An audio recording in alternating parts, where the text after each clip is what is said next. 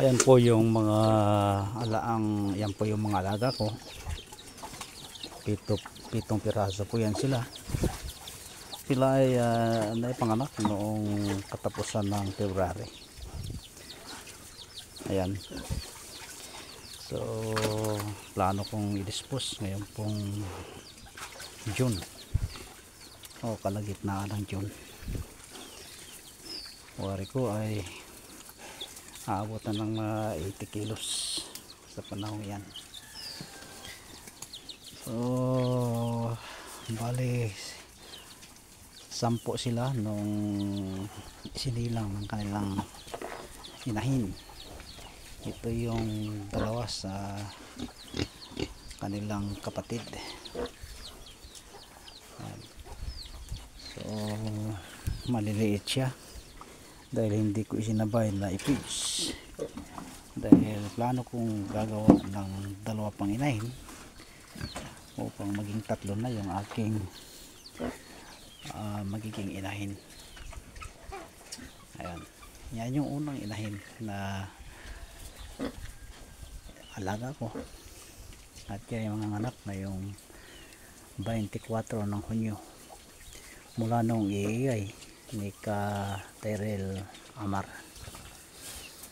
Siya nga pala, kung gusto nyong magpa-AI sa inyong mga inahin, so hanapin nyo lang sa FB si Tyrell Amar. Eksperto yan sa mga baboy na inahin. Ayan. So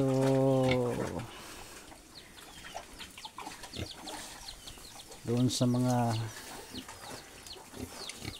gustong magkaroon ng konting pagkakitaan, medyo magastos nga lang mga sa pag-alaga nito, dahil una magpe-prepare ka ng kulungan. Kung medyo may puhunan pang kulungan, higitan nyo itong mga kulungang gawa ko, dahil yan lang yung makayanan. Kawayan, may mga tabla, bagaman flooring ito ay simento, may ilang bakal. Yung kanyang atip lona, kabila ay nipa. Mapagtatyagaan na rin kahit paano sa pag-alaga ng maliit na babuyan. Alam nyo, sa simula medyo hindi ko kursunado dahil magastos nga. Alaga ka ng 1 o 2, kapag i-feeds mo halos wala kang kinikita, lalo pa kung mataon na barat yung mga buyer. Pero dahil walang ibang paraan upang magkaroon ng panghanap buhayan, so pinagtiyagaan ko na magkaroon ng inahin una. Halos 1 taong higit nung alagaan ko yung una kong inahin, at nung mga anak ay 11. So bilang baguhan sa ganitong pag-aalaga, medyo tabla lang ang aking kinita. Ngayon bali pangalawa ito ngayon. So malagdagan ko na ng 2 pang magiging inahin sakali. 3 na sila ang magbibigay sa akin ng maalagang baboy pagdating ng araw. So sa ganito pong mga hanap buhay ay kunting tiyaga lang, sipag, tiyaga, paglilinis nitong kulungan, yung kanilang mga dumi. Ayan, ginawa ko pa ng luglugan para hindi sila lalong mainitan, darak.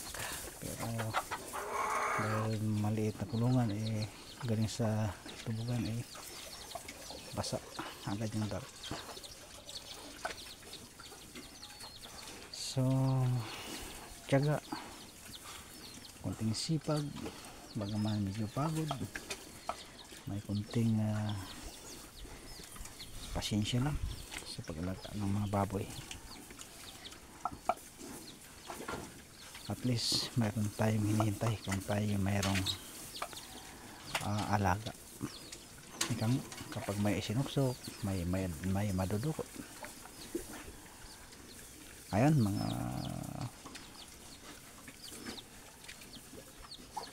karili, sana makatulong at ma-encourage sa ilan sa mga gusto mag-alaga dito. Magawan marami na ang nagtagumpay sa ganito pong larangan ng pag-aalaga ng mga hayop.